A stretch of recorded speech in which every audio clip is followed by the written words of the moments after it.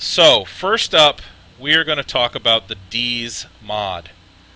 This is the Dees mod from Dees Vapors. Now, as you can see here, um, the there is heavy tarnish on the top cap and heavy tarnish on the bottom button, but the middle tube is nice and polished. That is because I've been using it with the 18350 tube for most of the week. It did all look nice and polished when I got it. And the brass has grown some patina over the course of the week. So, as you can see, they engraved this guy custom, which was very nice, with Mike the Hill Giant. I thought that was very nice of them. I did not request that, but that was what was provided to me. Let me take a puff and then we'll start.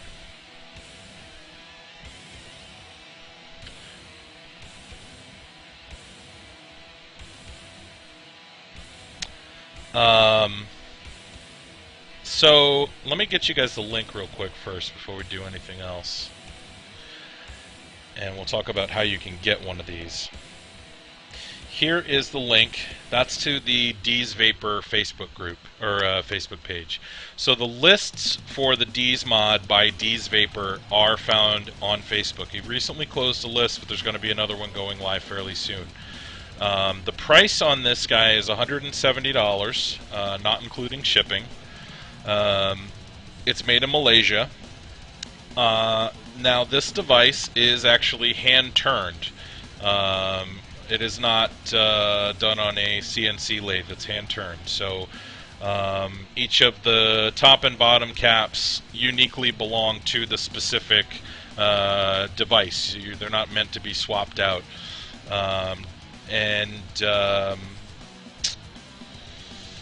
The technical specs, it's made out of solid brass. The grade is 63Cu7N.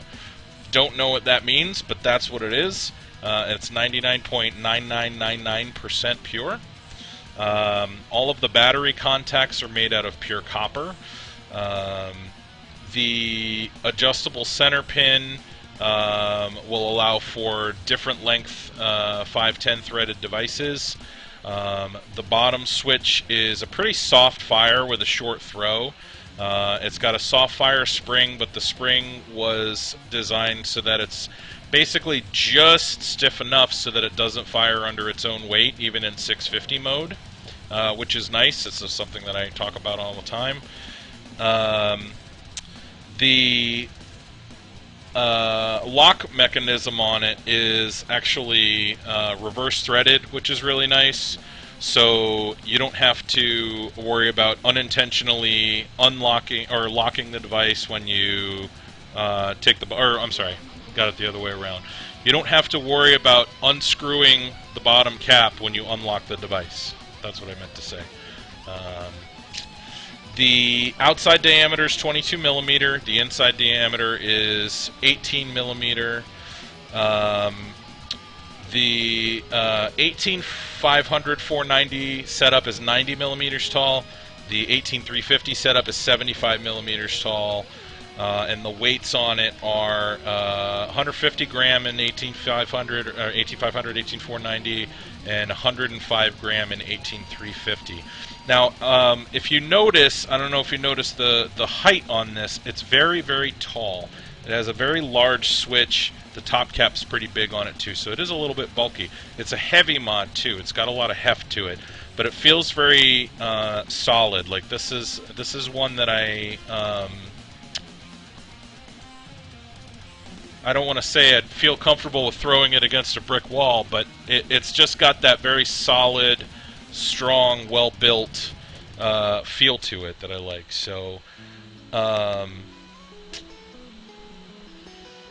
on one sec. So, let me show you the inside here. So the firing button. The button itself is aluminum. Okay. As I said before, the contact is solid copper, and then you've got the Delrin insulator that prevents the battery from firing all the time, of course. we go with the close-up. You can see it is a very tall button assembly. It's similar to the Enzonic, but I like the way that the button feels actually much more. And the lock on it, as I said, is reverse threaded. So if you're looking at it from the bottom, you turn it clockwise to unlock, and then the other way to lock it. Turn it clockwise to lock it, and the other way to unlock it. Boy, I'm backwards tonight. Now, the pin in the positive post is also solid copper.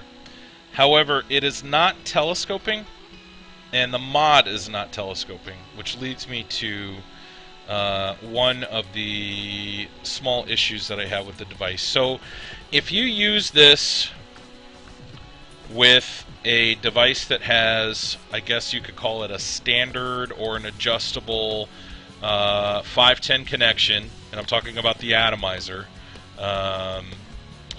and you use an AWIMR battery in it, then you won't have battery rattle and it'll screw down all the way. I found this to be the case with both the 18350, which I have an 18350 aluminum tube, and also with the 18500. AWIMR batteries, no issues with those, and no battery rattle. I'll show you here in a second. Let me pop this guy in. And I have the Griffin, as you can see, that's on top here, screwed down all the way. So, hear that? No, you don't, because there's nothing to hear. So, there's no battery rattle if you use an AWIMR, and depending on the length of the 510 connection of the atomizer that you use on here. So, that's a little problematic, though. I originally put an eFest battery in here, 18500 eFest, and it did not screw down all the way. I had about yay much gap on the bottom, and as you can see, that's what it's supposed to look like. Okay, that is not something I'm a fan of. I do prefer the telescoping pin or some other method, either a double spring in the switch, whatever, of preventing the battery from rattling while still being able to screw the atomizer down on the device all the way. I don't know why the choice was made to keep it a solid pin. Maybe it has to do with conductivity. I don't know for sure. But anyway, it does not. It does have issues with battery rattle on one end of the spectrum, and on the other end of the spectrum with sometimes the switch not being able to screw in all the way, depending on the battery that you use. Or the atomizer will stick out because that pin slides up and down inside the top cap. So, not my favorite thing in the world. Another thing too, and this is something that they mention in the specs, I guess, which I thought was kind of unusual, that sometimes the finish on it isn't perfect because it's hand turned. But mine actually came with some pretty good sized gouges in it, in the switch, and I don't know if you're going to be able to see these because of the patina that's built up.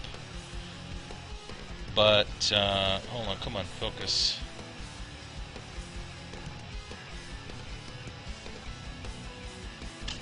God, hold on a sec.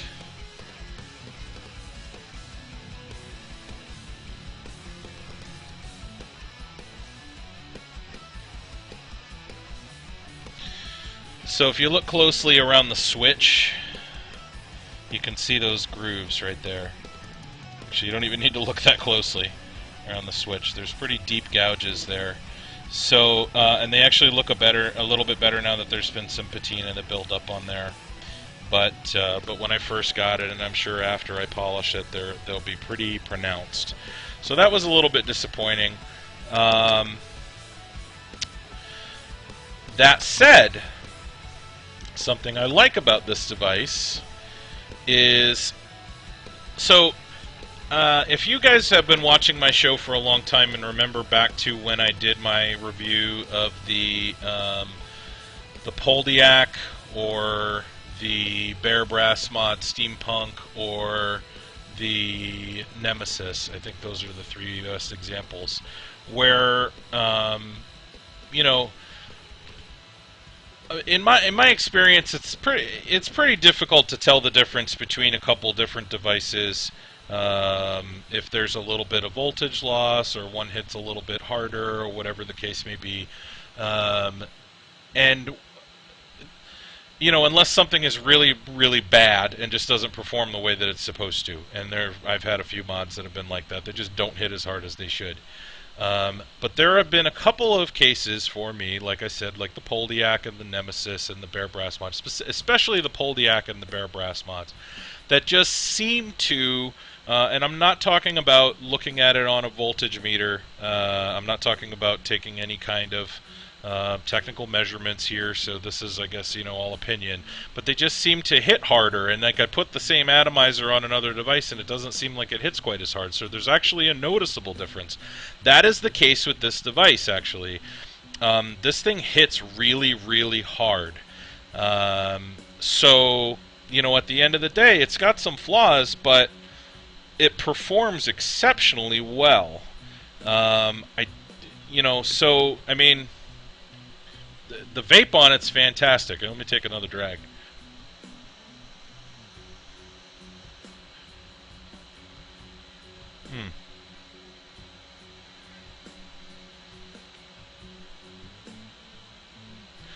So, yeah, I mean, it hits really, really hard, like on par with the Poldiak, the Bare Brass mod, Steampunk in particular. That one seems to hit even a little bit harder than the standard one.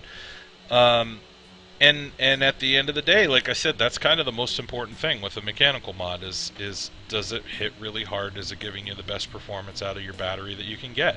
And the answer there is yes. Now, is this my favorite mod? No. It's too tall.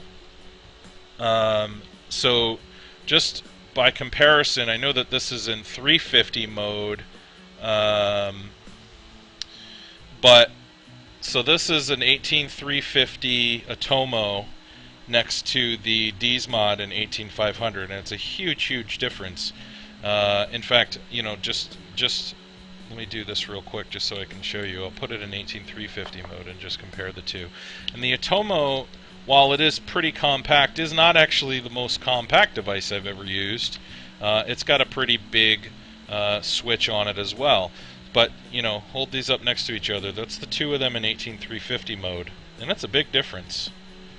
The top cap doesn't start until above the top cap of the Atomo, and that's both of them in 18350. So it is big. And I have found myself enjoying devices that are a little bit more compact lately. So, I used to be an 18650 only guy, but I've been using 350s and 500s a lot more, especially since I've been doing some stuff with the single coil drippers, like the Griffin and the Hellfire dripper. So yeah, it's a little too tall. The button on it's real big. The switch itself feels really nice, though. I had some issues with the finish on it, but overall, I would say it's a good mod because, like I said, bottom line, it hits really hard and it performs really well. So I would have to say that I will give it a thumbs up, despite the couple of issues that I had with the battery rattle / atomizer not fitting flush, it being a little bit too long, and the issues with the finish that I had.